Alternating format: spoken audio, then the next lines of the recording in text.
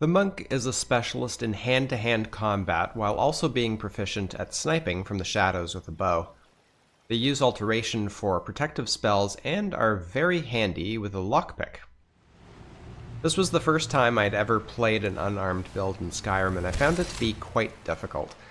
The limited reach of fists coupled with a slow punch animation mean that your enemies often back off or sidestep just enough for you to miss. Basically, you need to make full use of your own mobility by dancing back and forth. Quick strike, back off, quick strike, back off, over and over. Fortunately, even on master difficulty, with all the perks, your fists do a lot of damage, so the fight is over fairly quickly. What was that?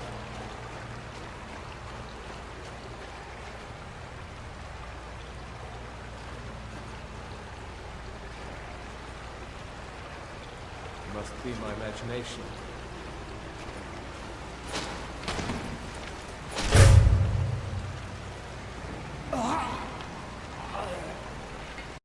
The monk is a lost soul in search of his faith. After the Thalmor easily subjugated his homeland, he had come to ask himself why Alkosh would favor the Altmer over the Khajiit in such a brutal and obvious way. He came to the conclusion that Alkosh doesn't exist, and the Thalmor simply defeated the Khajiit by their own merits. So he set off on a journey throughout Tamriel to see if he could find any Khajiit that were being blessed by the gods, or if perhaps all the gods were dead.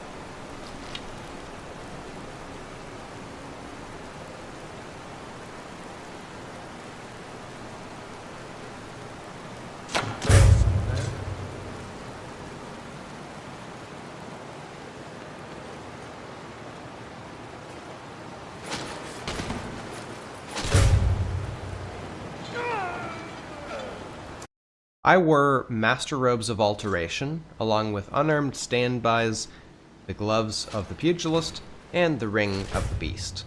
Since the monk doesn't use restoration or alchemy, I picked up a necklace of revival to give my passive health regen a boost. Predator's Grace came in handy for the muffle effect, and finally I carried the glass bow of the Stag Prince. Let's take a look at the perks that I've chosen for the monk.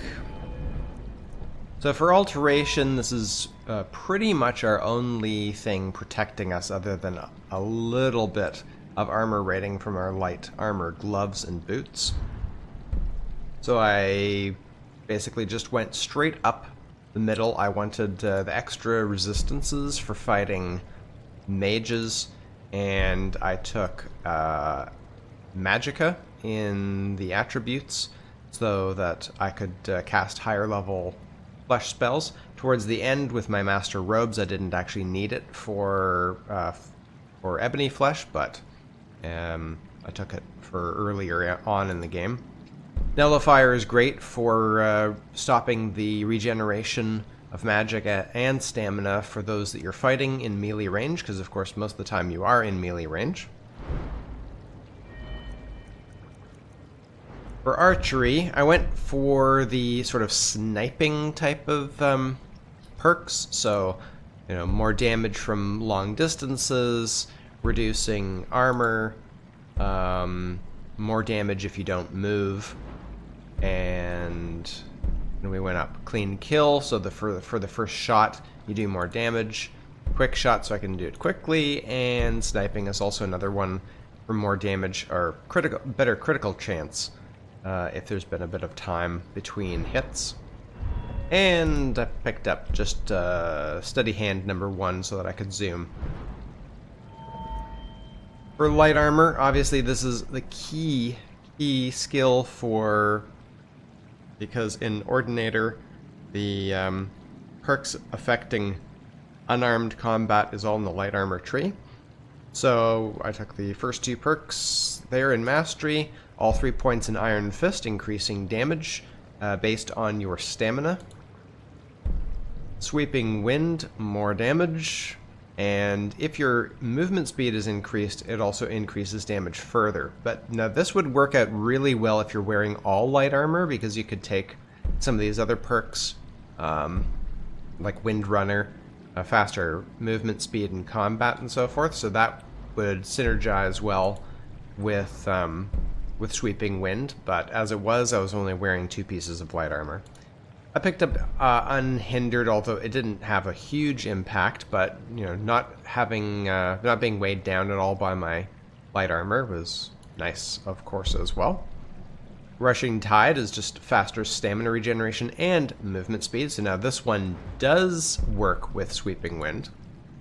You do more damage so your actual attacks increase your movement speed, and it stacks, and then this increases in damage as well. Breaking Waves is increased critical strike, chance, and damage. And Hissing Dragon is not as powerful as it sounds, but it was pretty interesting. I tested most of these out. So you can do your unarmed attacks, do a shock wage that deals damage. And I only saw it hit 1 target at a time in my playtesting. But, and it doesn't have a very big range. It's like maybe about 5 feet, 6 feet, something like that at the most. So you got fire, frost, shock, poison, disease, or sun. Disease and poison's kind of funny, more than anything. Sun would be good if you're going to be playing like some sort of undead hunting monk. I thought Frost would actually be good because you're generally in melee range, so you could reduce the stamina and slow down the attacks of melee attacks. But the effect is quite minimal, so I just went with Fire. Thought it was kind of funny, you know, the flaming fists, basically, of my monk. Sneak's another big important part, so I went with basically increasing sneak damage, and I can confirm that Problem Solver does in fact work for boosting the attack damage of unarmed attacks.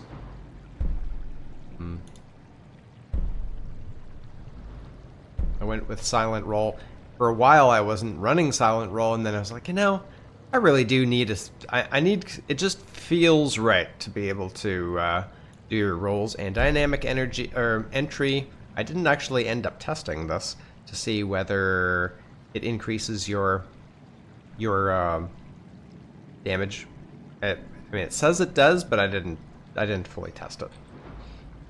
And we went with Fog of War to increase sneaking effectiveness, Infiltrator to reduce the noise of armor, although we're not wearing much, and more sneak effectiveness and more sneak effectiveness. And lockpicking, finally, I just took Mastery, Wax Key, which I don't really see the point of this perk at all, and Locksmith, which allows the lock to start in the pick to start in the position closer to where the lock needs to be opened from, which is nice.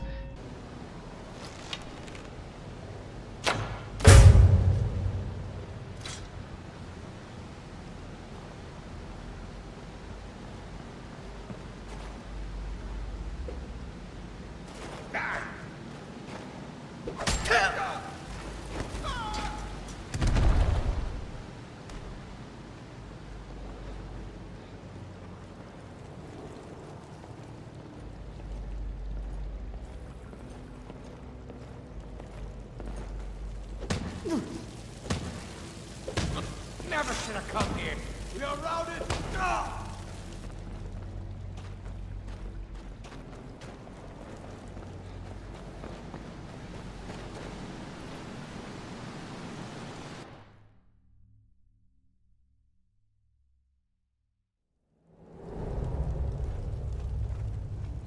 Looks like the boss is at it again. Why? What's he doing now? He's on one of his drunk rants again. Except this time, he's challenging everyone to a duel over in the hole.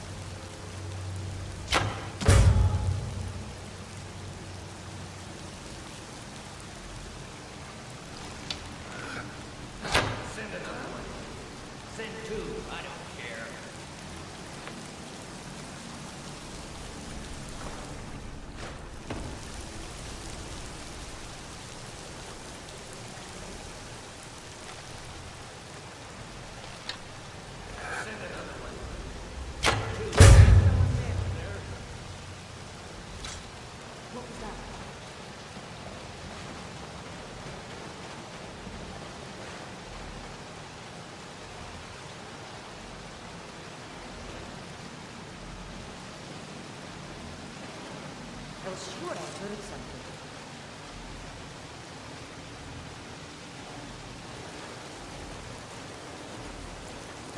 Is someone there? Thought I heard something.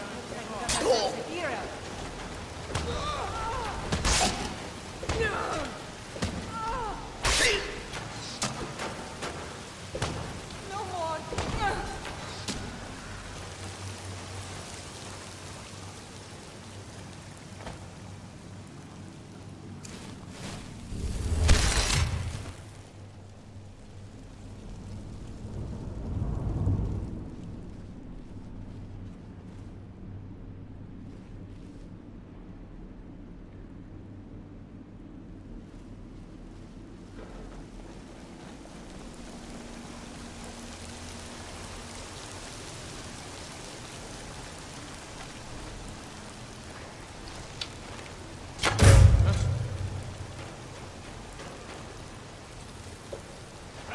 Found it!